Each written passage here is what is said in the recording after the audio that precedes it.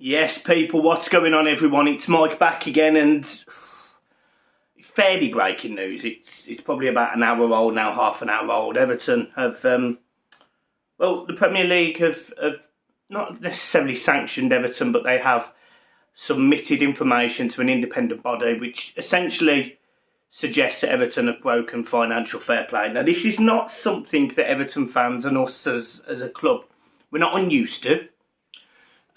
Because, over the years we've invested heavily, we've spent a lot of money. COVID certainly didn't help the club. We've got a new stadium. We spent £650 million in 7 years, etc. The list is endless. But the simple fact of the matter is Everton are in a bit of a mess. And we all know that. Nobody really knows what Everton can and can't spend. Money's come in over the last few years by, massive wages leaving the club.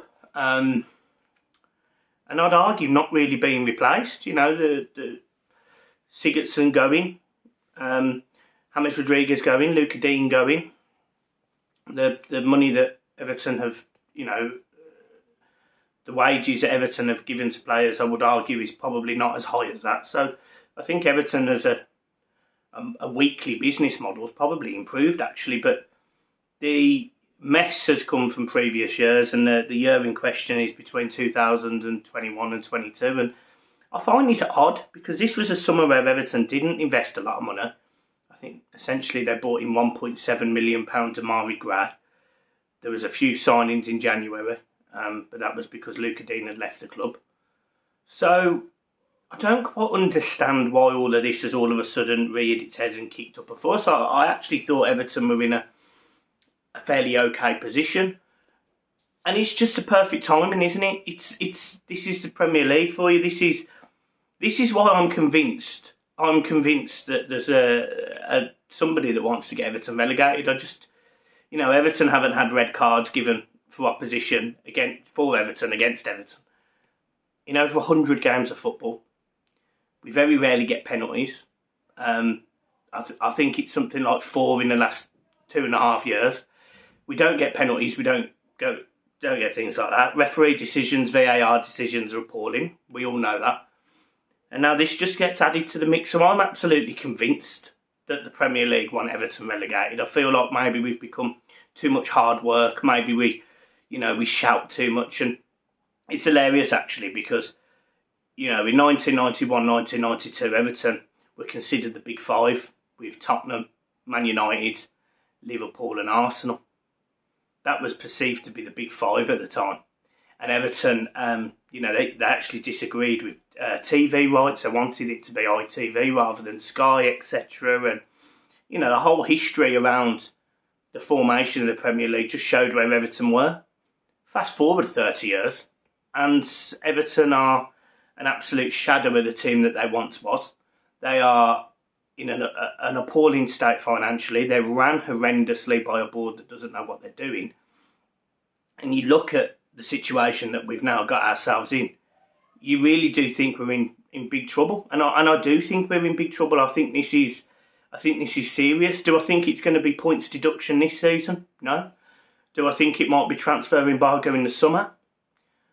I think this process is going to take months and months and months and months and months. So I don't think it's a quick and easy thing. I don't think this is a case of, Everton are going to be shown the door and booted out at the same time. I don't think that's the case, but I do think this is very serious to Everton's integrity, very serious on the board, and Everton have come out and rebuffed it and said that they're very disappointed and they'll fiercely defend it, etc., etc. But what else can a club say? What else are they going to say? They're not going to sit there and go, oh, yeah, sorry, yeah, we broke the rules, yeah, hands up. They're not going to do that. Not in this day and age where money can be exchanged and payments made which fundamentally mean that things go away. And I don't mean in a bad way. I mean in terms of fines. I mean in terms of litigation. I mean in terms of, out-of-court settlements. So it'll be very interesting to see what happens. What also is now going to happen, and I think you're going to find, is that Everton, we're going to get some heat on us again. Leeds, Burnley did it last season. They appealed to the Premier League regarding Everton's financial fair play breaches, and they were overturned. But let's be honest, it didn't look great from anyone's perspective, really. So, you sit there and you think, we could have a few problems again. And I think that in the 3 teams that will go down below us, because we're not going down, I think it's a mess. I think it's really bad, and I think it wouldn't surprise me if it was a points deduction, but it wouldn't surprise me if it's a points deduction next season. And how much of a mess would that be? A points deduction and, say, a transfer embargo? You know, Everton have got themselves into a position where they have got, I think, a little bit of leeway and money to spend. And they might not be able to spend it in a season where they really need to spend it. Everton have looked weak up front all season. We all know that. I've said it God knows how many times. And, you know, the midfields look poor at times. And defensively, we've looked all over the place. And, you know, what does this mean for players like HOODIE, etc., who's been there on loan? It does mean that our loan players will come back and they'll have to play, which is, you know, your Jadlard Branthwaite to this world, which I'm all for. You know, he's been fantastic at PSV. Dele Alli, how does he reintegrate into this side? He's not going to play games because Everton won't be able to spend the money on the... Well, they probably would, but they won't want to spend £10 million every 20 appearances. They won't want that. So, yeah, for me, this is a mess, and you sort of hope it just goes away, but my concern is that it won't. And I think Everton going forward have got to find a way of dealing with this situation. I think we need an AGM, and I know it came out. I know there was a shareholders open letter the other day regarding AGMs and general meetings. We definitely need one, because no fan, nobody, no, you know, one of these financial gurus on Twitter or Facebook or wherever knows what's going on with this club, knows where the finances are with this club. You know, the best person we can probably ask from a finance perspective is the Esk. And I think, to be fair to him, he's probably absolutely fed up with, at times, some negativity with some of the things he says. I'm not saying I'm sitting here completely brainwashed and into everything he says, because opinions are different opinions, but financially, he's usually fairly close. He's usually not horrendously far away. And this is what concerns me. You know, if the S comes out and says, oh yeah, Everton are going to make another loss this season, then we're in deep shit.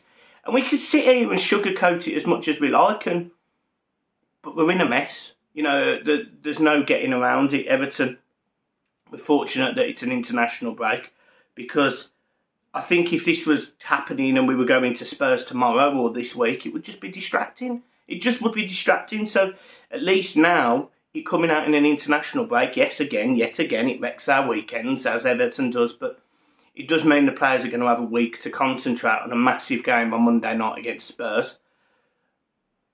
But yeah, I'm not surprised by this. I am not necessarily upset by this, but I'm angry. I'm angry at this board. They've treated this club like it's a toy. You know, whether it be Mashiri, Kenwright, Denise Barrett-Baxendale, Usmanov in the background, whoever and whatever happens here, this is going to be a mess. Everton will be openly exposed. I think this is the last thing Mashiri wants, because he's going to need to prove where the money has been coming from. And 2021 to 2022, I am pretty sure Alicia Usmanov had some part in this Everton deal, you know, USM, sorry. I think it's bad. But I'm not going to sit here and be all mega negative, because I don't see the point. I think this club have got themselves in a really good position recently. I think there is a real feeling that we'll stay up.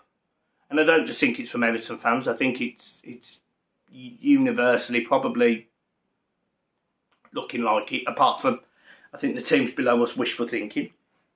And that's fine, that's allowed.